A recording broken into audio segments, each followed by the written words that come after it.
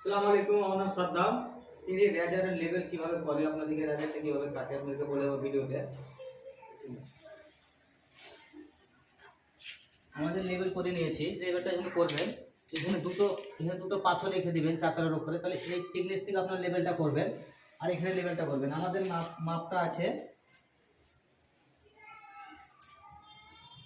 625 mm। কেউ ইঞ্চিতে ভাগ করে, কেউ সুতোতে ভাগ করে, আমরা এমএম এ ভাগ করি। তা আপনার ইয়ে আছে 625 mm। 625 mm কে আপনার 1 2 3 4 4 দিয়ে ভাগ করবেন। আপনার ভাগ করে আছে 156 mm। এই যে আপনার 156 mm চলে আসছে এখানে। এবার যে আপনার এইটা আছে, এটা মাইনাস করে কতটা আসবে, আপনার 40 mm মাইনাস করবেন। মার্বেলের থিকনেসটা 40 mm মাইনাস করে -40 mm।